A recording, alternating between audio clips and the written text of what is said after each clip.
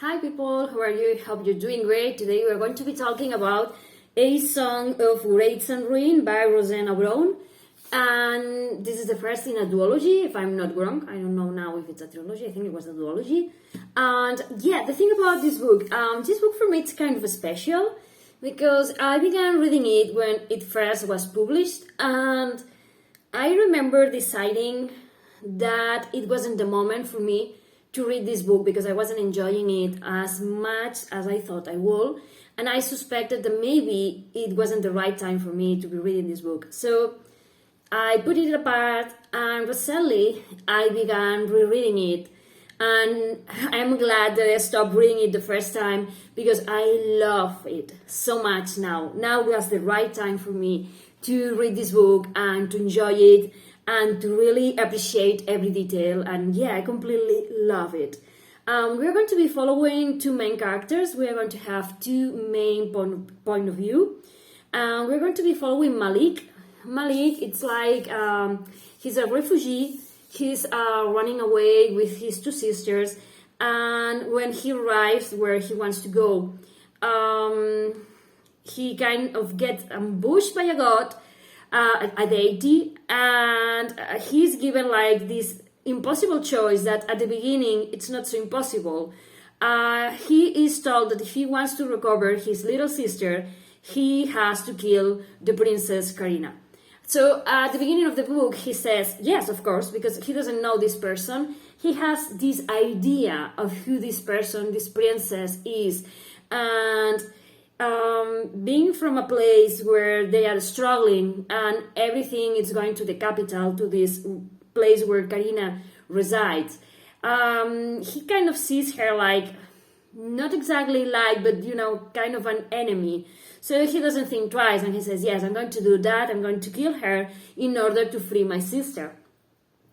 And he begins to devise this idea of how could he do this thing. And yeah, he is going to be meeting Karina, and now the real struggle will begin because he will see that she is much more than he thought she would be. And Karina is also an amazing character. I'm going to return to Malik in a bit. But now Karina is an amazing character. It's kind of asphyxiated under this figure of her mother, the kestrel. She's the one, the Sultana, she's the one reigning. And she always feels like she doesn't want to be the next in line to the throne. She enjoys her escapades where she plays music and revels in the city and all of this. And at the very beginning of the book, she is going to witness the death of her mother, and she's going to be facing the fact that she's next to the throne, and she has to uphold all the traditions and all the things that her mother was, exercising. So she's thrown into the role that she doesn't want to, but she feels like she has to. And at the very beginning, she begins thinking that maybe there is a way of escaping it if she finds the way of resurrecting her dead mother.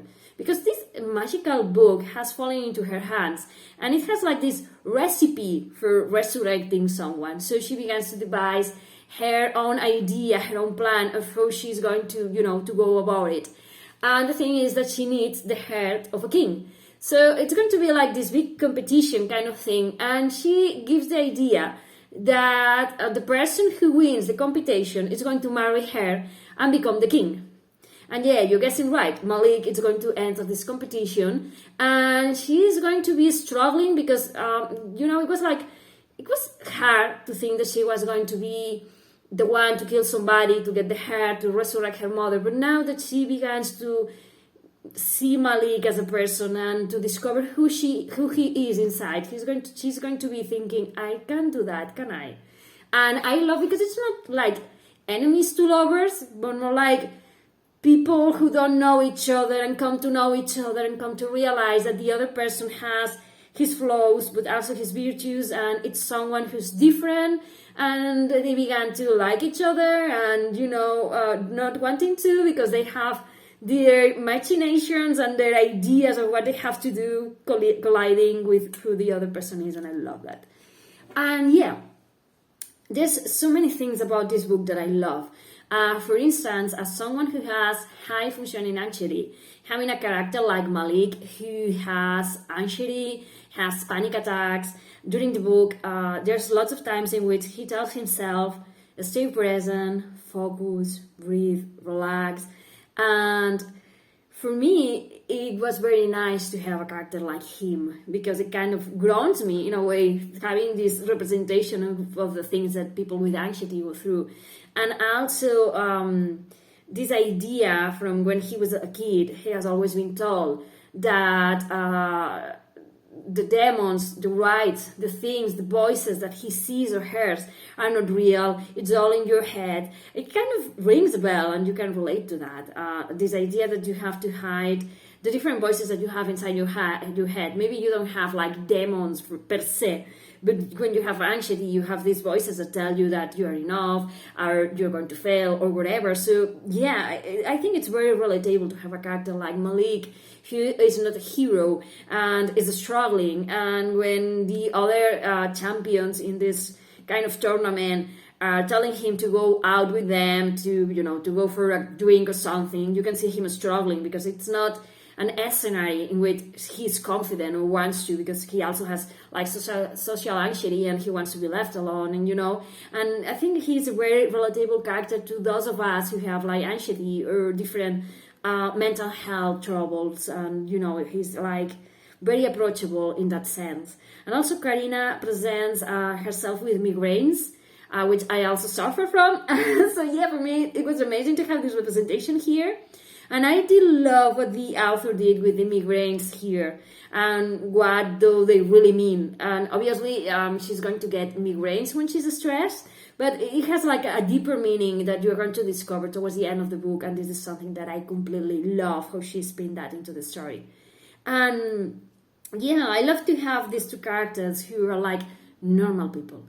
I love that lately you have lots of books where the main characters are not heroes, they're not strong, they are trying. That's the important thing. They don't know how to do things, but they are trying. And sometimes they fail. And I love that, because I remember back then when I was reading books and the characters always knew what to do and they were always strong and they knew archery and they knew everything they needed to know, you know what I mean? And it was like, that's not real. I cannot relate to that. I can admire that, but where it all comes from, there's like no work in there, no training, no anything. And I love that you have books like that and you can see how everything comes to be and how these characters grow or fail or get it right, or you know what I mean? They're real people, and this is something that I love a lot. Also, I love this idea of having different countries in different positions of poverty, richness, racism, of judging others, thinking that they are less than because they belong to this clan or they pray to this deity instead of these other ones. And we are in 2022, and I have said it like lots of times. Maybe when this review airs, it will be 2023, but the idea is the same. That we are, I cannot understand, I cannot believe how we are still struggling with racism, with judging other people, with LGBTQ issues, how we are still, failing to accept that we are all humans and we all deserve the same respect and the same consideration and the same empathy.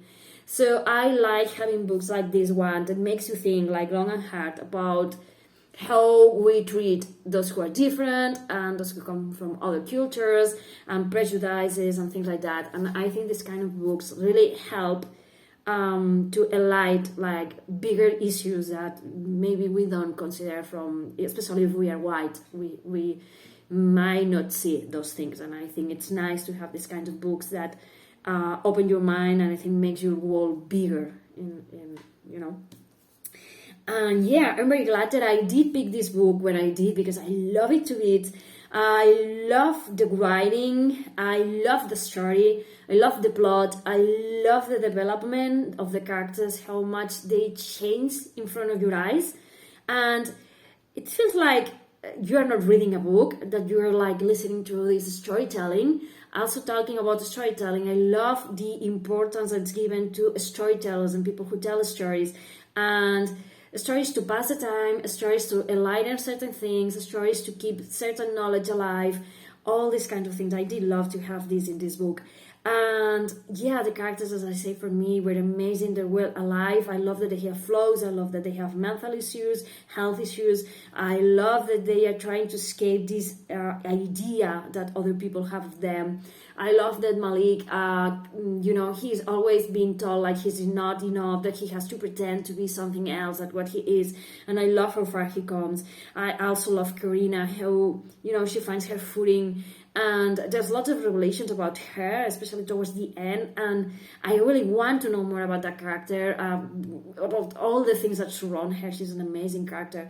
I also love the lore and the mythos of this book. I love everything, the different deities, the different rishas. I don't remember if the author actually uses that word, but I love everything in this book so much that I really need the second one now. So yeah, probably it won't be long since I began reading the second one, because I love it. I love it. So yeah, a bit late because it has been published, but yeah, obviously it has been published. I have it here.